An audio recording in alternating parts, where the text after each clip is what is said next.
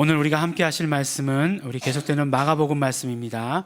마가복음 9장 2절로부터 13절 말씀인데 우리가 8절까지 말씀만 우리 함께 읽도록 하겠습니다. 마가복음 2절로부터 8절까지 말씀 교독하도록 하겠습니다. 제가 먼저 2절 말씀 읽겠습니다. 엿새 후에 예수께서 베드로와 야고보와 요한을 데리시고 따로 높은 산에 올라가셨더니 저희 앞에서 변형되사 그 옷이 광채가 나며 세상에서 빨래하는 자가 그렇게 희게 할 수 없을 만큼 심히 희어졌더라. 이에 엘리야가 모세와 함께 저희에게 나타나 예수로 더불어 말씀하거늘 베드로가 예수께 고하되 랍비여 우리가 여기 있는 것이 좋사오니 우리가 초막 셋을 짓되 하나는 주를 위하여 하나는 모세를 위하여 하나는 엘리야를 위하여 하사이다 하니 이는 저희가 심히 무서워하므로 저가 무슨 말을 하는지 알지 못함이더라. 마침 구름이 와서 저희를 덮으며 구름 속에서 소리가 나되 이는 내 사랑하는 아들이니 너희는 저의 말을 들으라 하는지라. 함께 봉독하시겠습니다.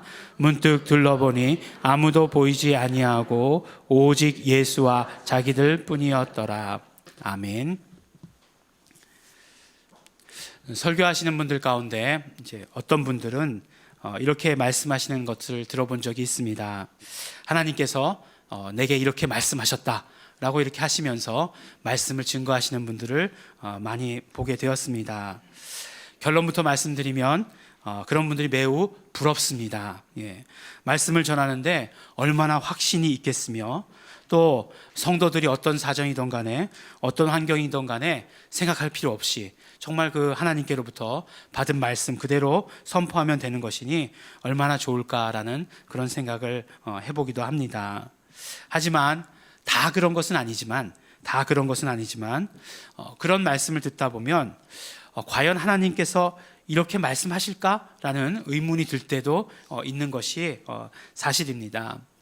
예전에 제가 그 신학교에 다닐 때 그 설교학을 배울 때 그 설교학 교수님께서 이렇게 말씀을 하신 적이 있어요. 보면은 어떤 분들이 설교를 한다고 그럴 때 직통계시라고 이렇게 얘기하죠. 그래가지고 그날 이렇게 성경책을 탁 핀 다음에 그곳에서 나오는 말씀을 가지고 성령님께 직통계시를 받아가지고 말씀을 전한다 이렇게 하시는 분들 계십니다. 단위에 서서 그런 분들이 성령님 말씀하여 주십시오 라고 이렇게 간구하면 성령님께서는 반드시 말씀해 주신다는 거예요. 반드시 말씀을 해 주시는데 뭐라고 말씀을 해 주시느냐? 너무 늦었다라고 이렇게 말씀을 해 주신다. 미리미리 준비해서 설교해야지 직통 계시를 받으려고 하면 너무 늦었다라고 이렇게 말씀을 주신다는 거죠. 그렇지만 분명한 것은 이런 부작용이 있음에도 불구하고 분명한 것은 우리는 하나님의 음성을 들어야 합니다. 하나님께서 어떻게 말씀하셨는가에 대해서 우리는 꼭 귀를 기울여야 하는 것입니다.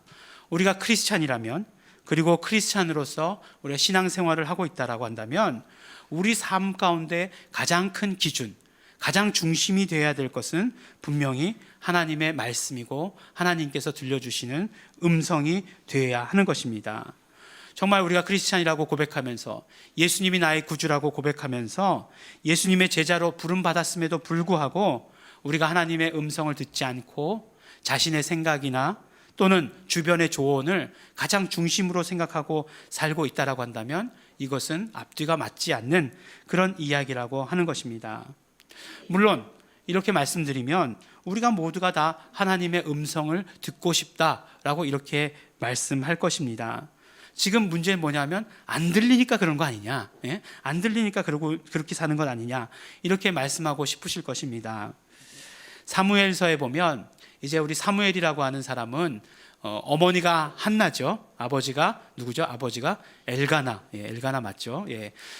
그런데 한나가 서원에서 낳은 자식 아니겠습니까? 자식을 한동안 낳지 못하다가 서원한 후에 그 사무엘을 낳게 되죠. 그래서 태어나자마자 그때 이제 제사장이었던 엘리 제사장에게 이제 사무엘을 이렇게 맡기게 됩니다. 근데 사무엘이 이렇게 자라가지고 어느 날 이제 밤에 자는데 누가 이제 자신을 부르는 거예요. 사무엘아 사무엘아 하고 부르는 겁니다.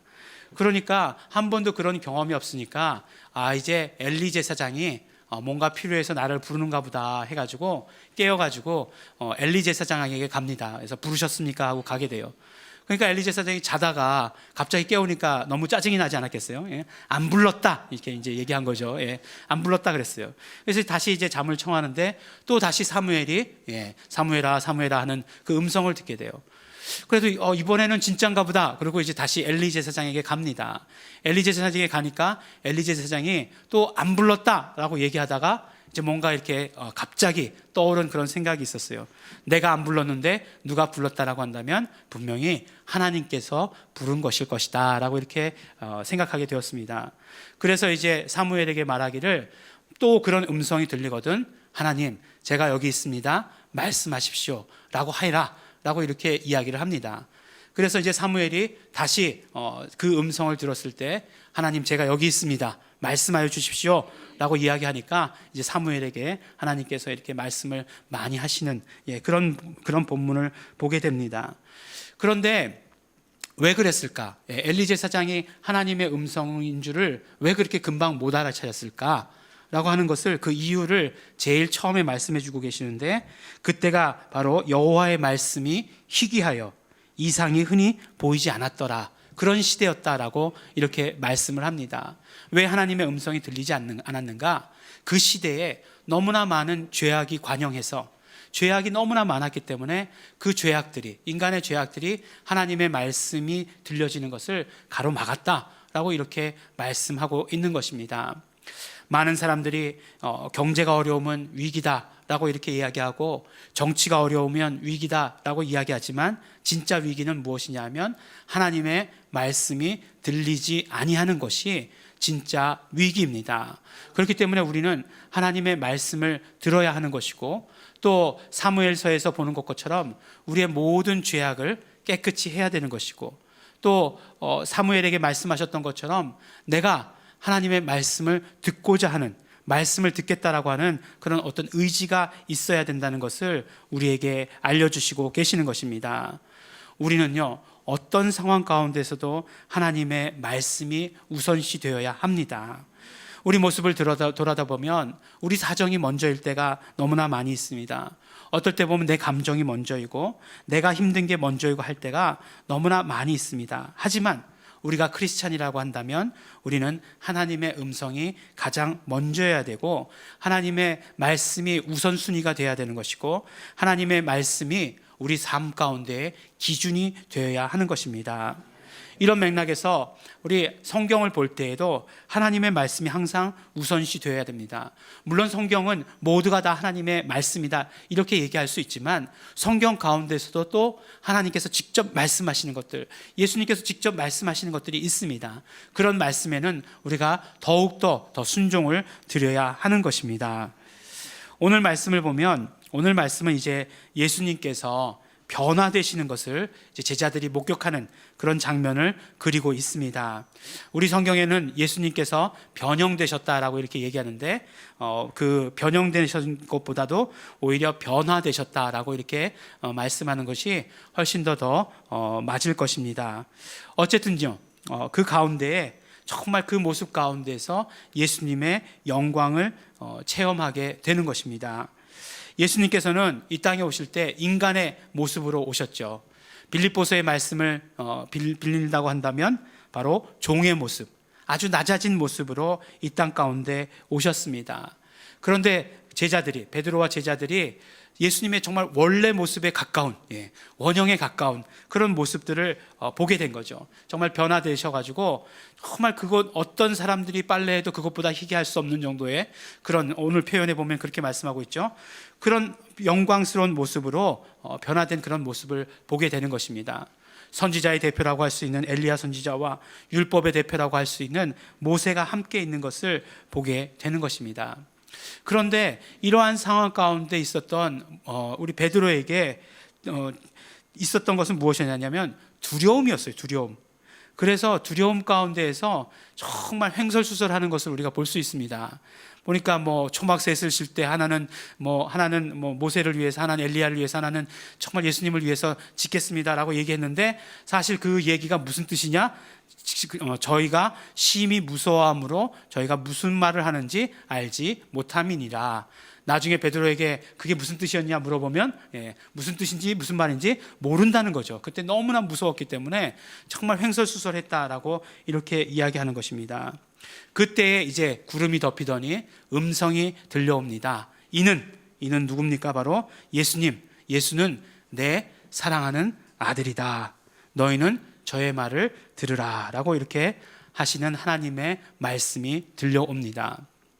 원래요, 진짜 권위 있고 능력 있는 말씀은요, 짧고 굵습니다. 그래서 이는 내 사랑하는 아들이다, 이렇게 아주 짧게 말씀하셔도 이 말씀은 정말 권위가 있는 그런 말씀이에요. 고등학교 때 이제 제 친구 중에 친구 아버님이 굉장히 그 고위 공직자가 계셨어요. 근데 고등학교 다닐 때 뭐 그런 거 별로 관심 안 가지니까 잘 몰랐는데 대학교 다닐 때 우연히 그 친구의 아버님의 명함을 보게 되었습니다. 이제 명함을 보게 되었는데 이 명함에 다른 거 아무것도 적혀 있지 않아요. 아무것도 적혀지지 있지 않고 그 직분 이름 딱 하나 적혀 있고 이름 석자 이렇게 딱 적혀 있는 거예요. 그 다음에 하얗습니다. 그래서 그럼에도 불구하고 딱 그 앞에서 나오는 그 직함이 딱 그것이 어떤 권위를 이렇게 딱 주더라고요. 아무것도 없는데 보통 뭐 보면은 세계 무슨 연맹 회장, 뭐 세계 뭐 무슨 연맹 부회장 뭐 이런 식으로 해가지고 한 대여섯 개씩 써놓고 나서 이름 써놓는 그런 분들도 많이 있는데 그것보다 훨씬 더 이렇게 권위 있어 보이더라고요. 짧고 굵게. 제가 명함을 파면 또 그렇지 않을까라고 생각이 듭니다. 그렇지만 다른 건 뭐냐 하면 저는 오직 직함이 그거 하나뿐이기 때문에 저는 뭐 예일 중앙교회 담임 목사 이거 하나뿐이기 때문에 이거 하나밖에 못 줬겠지만 어쨌든 비교할 수는 없지만 그렇습니다. 하나님께서 뭐라고 말씀하시냐면 이는 내 사랑하는 아들이다 라고 이렇게 말씀하시는 거예요. 내 아들이다 이렇게만 말씀하셨어도 우리가 알아서 예수님을 모셔야 했을 것을 하나님께서는 뭐라고 말씀하시냐면 내 사랑하는 아들이다 라고 이렇게 말씀하십니다. 어떤 성경에 보면 이 밑에 이렇게 기록하고 있어요. 이는 내 사랑하는 아들이다 라고 이렇게 말할 수 있는 것은 이는 내 아들이다, 이는 내 사랑하는 자다 라고 이렇게 번역할 수도 있다라고 말씀하고 있어요. 헬라어가 그렇게 되어 있기 때문에 그렇습니다. 그런데 이 말씀을 우리가 처음 듣지 않는다는 거예요. 이는 내 사랑하는 아들이다 라고 하는 말씀을 우리가 처음 듣지 않습니다. 우리가 마가복음을 우리가 함께 나누고 있으니까 마가복음 안에서만 봐도 이 말씀을 우리가 이미 들은 적이 있어요. 언제 들었죠? 바로 예수님께서 침례 요한에게 침례를 받으시고 올라오실 때에 이 말씀 마가복음 1장 11절에 보면 이렇게 말씀하십니다. 너는 내 사랑하는 아들이다 라고 이렇게 말씀을 하세요. 그리고 나서 오늘 본문의 말씀과 같이 마가복음의 제일 중간에 이렇게 또 말씀을 해주십니다. 이는 내 사랑하는 아들이다. 그리고 나서 이 말씀이 정말 예수님께서 하나님의 아들이시라고 하는 고백이 한 번 더 나오는데 언제 나오느냐면 바로 마가복음의 제일 끝에 부분 마가복음 15장 39절에 보면 예수님께서 이제 십자가에 달리시고 운명하셨을 때에 그때 백부장의 입을 통해서 예수님은 진실로 하나님의 아들이시다라고 이렇게 고백하는 것을 보게 되는 것입니다. 그러니까 이 말씀이 굉장히 중요한 말씀인 것을 우리가 눈치로라도 알 수 있는 거죠. 왜냐하면 제일 처음에 마가복음이 시작하는 제일 처음에 나오고 그 다음에 가장 중심이라고 하는 중심 부분에 나오고 그 다음에 마지막이라고 하는 마지막에 나온다라고 한다면 예수님은 하나님의 아들이시다라고 하는 것이 마가복음의 어떤 뼈대를 이루고 있다, 마가복음의 어떤 척추를 이루고 있다라고 이렇게 이야기해도 전혀 부족한 것이 아니다라고 하는 것을 우리는 알 수 있게 되는 것이에요. 정말 중간중간마다 처음에 그리고 중간에 그리고 마지막에 하나님께서는 우리에게 음성을 들려주시며 예수님은 하나님의 아들이다, 이는 내 아들이다 라고 이렇게 말씀을 해주고 계시는 것입니다. 그렇다라고 한다면 이것이 마가복음의 뼈대가 된다라고 한다면 예수님께서 하나님의 아들이시다라고 하는 것이 그 말씀이 어떤 의미가 있는 것인가 하는 것입니다. 첫 번째로요, 여러 가지 의미가 있는 것 가운데 첫 번째로 예수님께서 하나님의 아들이시다라고 말씀해 주신 것은 예수님이 바로 그리스도이신 것을, 예수님께서 메시아이신 것을 바로 우리에게 증거해 주시는 것입니다. 베드로가 베드로가 그동안 예수님께서 하신 모든 일들을 보면서 예수님은 바로 그리스도이십니다 라고 이렇게 고백했습니다. 예수님은 메시아이신 것을 고백한 것이죠. 그런데 베드로가 고백한 다음에 어떤 일이 있었습니까? 예수님께서 그래 내가 메시아다 이렇게 말씀하시면 참 좋을 텐데 그렇게 말씀하지 않으시고 뭐라고 말씀하시냐면 내가 이제 앞으로 고난을 받게 될 것이다. 내가 앞으로 십자가에 달려 죽을 것이다. 그리고 사흘 만에 부활할 것이다 라고 이렇게 말씀을 하신 것입니다. 만약에 우리가 베드로라고 한다면 얼마나 혼란스러웠을까요? 예. 정말 있는 것 없는 것 다 짜내가지고 고백을 딱 드렸어요. 고백을 딱 드렸는데 그것과 전혀 상관없는 말씀을 하신다라고 한다면 그러면 얼마나 우리가 혼란스러웠겠습니까? 그런데 예수님께서는 베드로와 제자들을 데리고 이제 그 영광스러운 모습으로 변화되는 그런 모습을 보여주셨습니다. 그리고 또 그 가운데 하나님의 음성이 임하게 되었습니다. 사실 예수님께서 침례 받으실 때는 예수님에게만 들렸던 말씀일지 몰라요. 왜냐하면 너는 내 사랑하는 아들이다 라고 말씀하셨기 때문에 예수님만 들었을지 모릅니다. 하지만 오늘 말씀 가운데 이는 내 사랑하는 아들이다 라고 제자들에게 분명히 말씀해 주시는 것을 볼 수 있습니다. 이 말씀을 들은 제자들이 바로 예수님은 하나님의 아들이시다. 이 말씀 무슨 말씀입니까? 하나님의 아들이시다는 말씀은 바로 예수님은 하나님이시다 라고 하는 그 말씀과 다른 말씀이 아닌 것입니다. 같은 말씀인 것입니다. 그래서 예수님은 하나님이신 것을 믿을 수 있게 된 것이고, 그래서 마태복음의 신앙 고백을 보면 뭐라고 고백하고 있습니까? 예수님, 당신은 그리스도시요 살아계신 하나님의 아들이십니다 라고 이렇게 고백하는 것을 보게 되는 것입니다. 예수님은 하나님이십니다. 그렇기 때문에 예수님은 이 땅 가운데 보내주신, 이 땅 가운데 오신 메시아이신 것이고 그리스도이신 것입니다. 하나님의 아들이시기 때문에 정말 메시아이심을, 그리스도이심을 우리에게 그대로 증거해 주고 계시는 것입니다. 예수님께서 두 번째로 하나님의 아들이시기 때문에 예수님께서는 하나님 나라의 복음을 우리에게 전해 주셨습니다. 잘 생각해 보세요. 하나님 나라에 대해서, 하나님 나라의 복음에 대해서 누가 제일 잘 알고 계시겠습니까? 예수님께서 하나님의 아들이시니까 하나님의 아들 되시는 분이 제일 잘 알고 계시는 것이에요. 지금까지 알던 것은 정말 선지자를 통해서 알려주셨던 것, 이런 모든 것들은 다 그림자와 같은 것들이었습니다. 그러나 정말 그 실체이신, 정말 하나님이신 정말 예수 그리스도께서 오심으로 말미암아 진짜를 우리에게 알려주신 것이에요. 그래서 예수님께서 우리에게 알려주신 그 하나님의 복음 안에는 하나님의 뜻이 들어있는 것이고, 하나님의 의도가 들어있는 것이고, 하나님의 계획이 들어있는 것이고, 예수 그리스도가 누구이신지 알려주시는 것이고, 그뿐만 아니라 정말 영적 세계가 어떻게 되는 것인지에 대해서 정말 예수님께서 우리에게 그대로 알려주셨다라고 한다는 것입니다.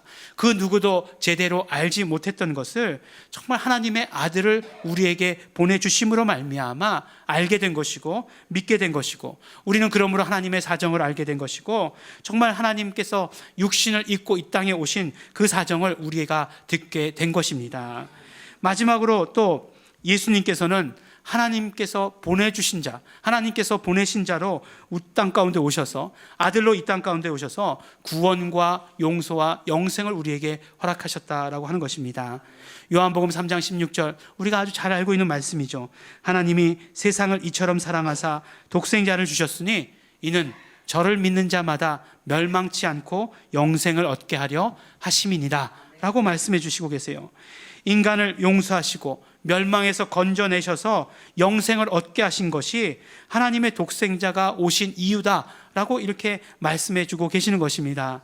죄 없으신 하나님의 독생자가 인간의 몸을 입고 오셔서 우리를 대신해서 피 흘려 죽으셨기 때문에 우리에게는 구원과 영생이 있다라고 이렇게 말씀해 주신 것이에요. 하나님의 아들로 오셔서 하나님의 일을 완성하시고 그 결과를 우리에게 그대로 적용시켜 주신 것입니다. 그러므로 예수는 그리스도이시고, 그러므로 예수는 하나님의 아들이신 것입니다. 하나님께서 우리에게 직접 말씀해 주셔서 우리에게 알려주고 계시는 것입니다. 그러면 어떻게 해야 되겠습니까? 우리는 하나님의 음성을 들어야 되는 것이고, 그 음성을 듣고 믿고 받아들이고 고백하면서 살아야 하는 것입니다. 예수님 그리스도시요 살아계신 하나님의 아들이십니다. 우리 고백해야 합니다. 예수님은 그러므로 나의 구원자이시며 우리의 구원자이십니다. 예수님은 나의 모든 것 되십니다. 예수님은 내 삶의 중심이십니다. 이렇게 우리가 고백하면서 살아야 하는 것입니다. 이렇게 고백한 우리에게 하나님께서는 또 말씀을 들려주십니다. 오늘 말씀을 보니까 하나님께서 우리에게 들려주시는 음성이 이는 내 사랑하는 아들이다. 그 다음에 너희는 예수님의 말씀, 저의 말을 들어라. 예수님의 말씀을 들어라 라고 이렇게 말씀을 하고 계십니다. 첫 번째로 그렇기 때문에 우리는 예수님을 사랑하는 자가 되어야 하는 것입니다. 정말 예수님을 소개하면서 단순히 아들이라고 얘기하지 않으시고 이는 내 아들이다, 이는 내 사랑하는 자다라고 이렇게 말씀을 해주셨습니다. 그것은 무슨 말씀입니까? 오직 하나님의 사랑이, 오직 하나님의 관심이 예수님에게만 있다라고 말씀을 해주시는 것이에요. 우리가 상식적으로 생각을 해봐도 그렇지 않습니까? 정말 모든 것을 할 수 있는 하나님이 계세요. 그렇다고 한다면 우리는 그 하나님의 정말 관심을 얻고 사랑을 받고 살고 싶어 합니다. 그러면 그분이 무엇에 관심을 가지고 무엇에 사랑을 쏟는지를 알아야 되는 거예요. 그래야 나도 그것에 사랑을 쏟고 그것에 관심을 쏟아야 그분의 사랑을 받을 수 있는 것 아니겠습니까? 그런데 그것이 무엇이냐? 바로 오직 예수님이시다라고 말씀을 해 주시는 것입니다. 그러니까 우리의 모든 사랑을 예수님께 드려야 되는 거예요. 우리의 모든 관심을 예수님께 드려야 됩니다. 예수님께 대한 사랑이 세상에 대한 사랑 다음이 되어서는 절대로 안 된다라고 이렇게 말씀해 주시는 것입니다. 예수님께서 요한복음에 보면 이렇게 말씀하고 계시죠. 내가 너희에게 예수 이름을 알려준다. 내 이름을 알려준다. 내 이름을 알려주는 이유가 무엇이냐? 바로 하나님의 사랑을 받게 하기 위해서다 라고 이렇게 말씀을 해 주시는 것입니다. 바로 우리가 예수님을 사랑하면, 구체적으로 말씀해서 예수 이름을 사랑하면 그러면 어떻게 되느냐? 우리는 하나님의 사랑을 받게 된다라고 이렇게 말씀해 주시는 것이에요. 하나님께서 사랑하시던 것이 그것이기 때문에 우리가 그것을 사랑하면 하나님의 사랑을 받게 되는 것이다라고 단순하게 말씀해 주시는 것입니다.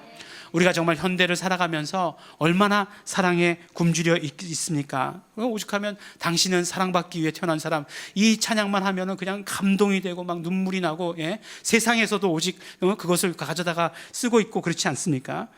정말 주위에 가족이 있고 친구가 있어도, 예, 우리에게 드는 그 모든 생각은 뭐예요? 외로움이에요. 외로움. 예, 사랑받고 있지 못하는 것.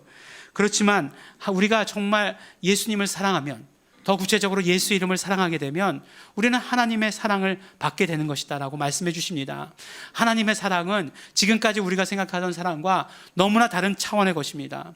지금까지 우리가 생각하던 그런 모든 것을 다 덮을 수 있는 그런 사랑인 것입니다. 그런 능력이 있는 것입니다. 그렇기 때문에 우리가 예수 이름을 사랑하고 정말 예수 이름에 영광 돌리고 높여드리는 삶, 그러한 삶을 살아야 되는 것이다라고 우리에게 말씀해 주십니다. 하나님의 음성은 우리에게 그렇게 명령해 주시고 계시는 것입니다. 두 번째로 우리는 예수님의 말씀에 그러므로 순종해야 합니다. 오늘 하나님께서 우리에게 음성을 들려주시면서 말씀하실 때 뭐라고 말씀하십니까? 저의 말을 들으라 라고 말씀해 주고 계시는 것이에요. 예? 이거는 분명히 듣는다는 것이 단순히 듣고 끝나는 것이 아니라는 것을 우리 이제 다 아시죠? 예. 너 맨날 부모님들이 애들 혼낼 때마다 너 왜 내 말 안 들어? 뭐 이렇게 얘기하면은 다 듣고 있었는데요. 뭐 이렇게 얘기하는 거, 그것하고는 다른 얘기죠. 예. 듣고만 있어서 끝내는 얘기는 아니죠. 예. 들었으면 어떻게 해야 된다는 얘기입니까? 순종해야 된다는 말씀이에요. 그러니까 하나님께서도 예수님의 말씀을 들어라 라고 말씀하셨다는 건 뭐예요? 예수님의 말씀을 듣고 순종해야 된다라고 이렇게 말씀하는 것입니다. 예수님의 말씀에 순종해야 돼요. 예수님께서 지난주에 우리에게 뭐라고 말씀하셨습니까? 자기를 부인하고 자기 십자가를 지고 나를 따르라 라고 이렇게 명령하셨어요. 그렇다라고 한다면 예수님께서 하신 그 말씀 가운데 우리 순종해야 합니다. 우리를 제자의 삶으로 부르고 계시다라고 한다면 우리는 제자의 삶을 살아야 하는 것이에요. 그것이 예수님의 말씀을 듣는 것입니다. 하나님을 사랑하고 이웃을 사랑해라 라고 이렇게 명령하셨다라고 한다면 우리는 그 말씀 가운데 그대로 순종해야 하는 것입니다. 제자로 사는 사람은 따로 있는 것이다, 이렇게 생각해서는 절대로 안 된다는 거예요.